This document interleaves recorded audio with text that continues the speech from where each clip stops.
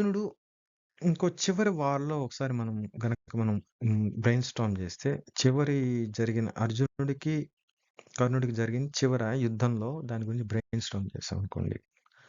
అర్జునుడు మొదటి రోజు నుంచి యుద్ధం చేస్తూనే ఉన్నాడు. 18 డేస్. 18 డేస్ వార్ అయితే ఫస్ట్ రోజు నుంచి 18 రోజుల వరకు యుద్ధం చేస్తూనే ఉన్నాడు అందరితో. ఎవరెవరితో? భీష్ముడితో, ద్రోణుడితో, సైంధవుడిని చంపేశాడు.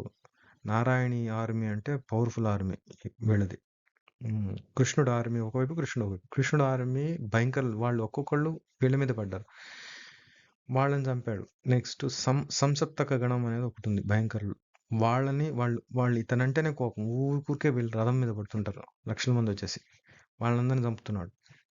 అర్జునుడు టైర్‌లెస్‌గా యుద్ధం చేస్తూనే ఉన్నాడు మొదటి రోజు నుంచి. కానీ కర్ణుడి వైపొస్తే, కర్ణుడు జాయిన్ అయింది యుద్ధంలో 10వ రోజు తర్వాత, 11వ రోజు. ఎందుకంటే భీష్ముడి వరకు యుద్ధం చేయనన్నాడు. హ్యాపీగా రిలాక్స్ అవుతున్నాడు 10 రోజులు. కాబట్టి అది అతనికి ఫెచ్చింగ్ పాయింట్. ఇది కూడా మనం కౌంట్ చేసుకోవాలి కదా!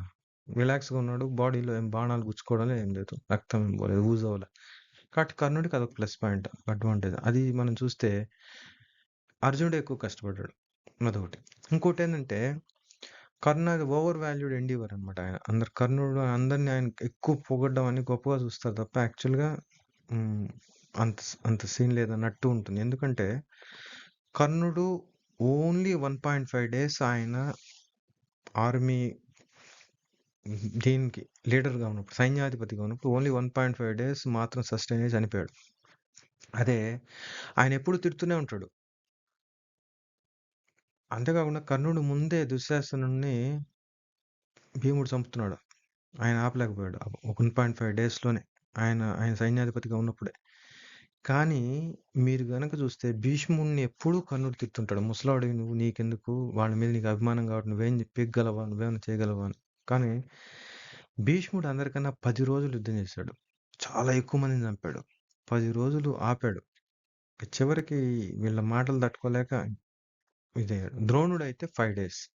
ద్రోణుడైతే ఊరికే నువ్వు బ్రాహ్మణునివి, పంతులు నువ్వు వెళ్ళిపో అని చెప్పి ఊరికే ఇవన్నీ ఉంటాయి. మీరు చూడొచ్చు. మీరు ఒరిజినల్ మహాభారతంలో ఉంటాయి. వాళ్ళిద్దరిని ఎట్లా అవమానించారు వీళ్ళు వాళ్ళ కౌరవ సభలో. మనకు తెలిసేది కౌరవుల్ని వీళ్ళు క్లాస్ తీసుకున్నారు. లెక్చరర్స్‌లా చూపిస్తారు దాన్ని. దుర్యోధనుడు అండ్ కో ఈ పెద్దోళ్ళని ఎల్డర్‌లీ అబ్యూజ్ ఎట్లా చేశారు ఈ కాలంలో చెప్పాలంటే, పెద్దోళ్ళు ముసలోళ్ళని ఎంత అవమానించారనేది మీరు చదవచ్చు. భీష్ముడిని, ద్రోణుడిని. మాట్లాడుతుంటే అటు చూస్తాడు ధృతరాష్ట్రుడు. వీళ్ళతో మాట్లాడుతుంటాడు. ధృతరాష్ట్రుడు వాళ్ళ మాటలు వినడు. విదురుడు. ఈ ముగ్గురు మంచి మాటలు చెప్తుంటే వినడనమాట. ద్రోణుడుని "నువ్వు పంతులు నువ్వు వెళ్ళిపో" అని చెప్పి అవమానించాడు కర్ణుడు చాలా సార్లు. అట్లాంటి వాడు 5 రోజులు యుద్ధం చేశాడు. అంతమందిలో చాలా మంది భయంకరంగా చంపాడు.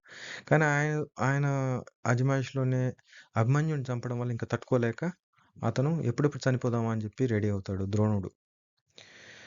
తర్వాత ద్రోణుడు తర్వాత హైప్డ్ వీరుడు అయినటువంటి కర్ణుడు ఓన్లీ 16 అప్పుడు 17 రోజులు నెక్స్ట్ 1.5 డేస్ మాత్రమే యుద్ధం చేసి చనిపోతాడు. ఆయన సమక్షంలోనే వాళ్ళ కొడుకులు, వాళ్ళ దుశ్శాసన ప్రతి ఒక్కరిని చంపుతుంటారనమాట. ఇది కరుణ వర్సెస్ అర్జున. మనం ఆ సినిమాలో చివరి డైలాగు ప్రపంచంలో గొప్ప వీరుడు ఎవరన్నా కురుక్షేత్రంలోడా కర్ణుడే. భీష్ముడు కాదు, ద్రోణుడు కాదు, అభిమన్యుడు కాదు. అభిమన్యుడు తుక్కు తుక్కు కొట్టేశాడు. కర్ణుడే అని చెప్పి ప్రొజెక్ట్ చేయడం అనేది ఒక బయాస్, ఒక రకమైనటువంటి ఒక కులం ఇలాంటి వాటికి కర్ణుడికి కొంచెం ప్రతినిధిలాగా పెట్టి ఉండడం వల్ల అదొక సెన్సిటివ్ టాపిక్ అయ్యి ఇంకా బాగా పేరొస్తుందనే అభిప్రాయం ఏమో తెలీదు. లేతే బహుశా కర్ణుడు గొప్పోడనే అభిప్రాయమో, లేతే పూర్తిగా మహాభారతం చదవలేకపోవడమో ఎవరైతే రైటరు, డైరెక్టరు అతను తెలీదు. యాక్చువల్ థింగ్స్ ఏందంటే కర్ణుడి గురించి, వీళ్ళ గురించి ఇదనమాట.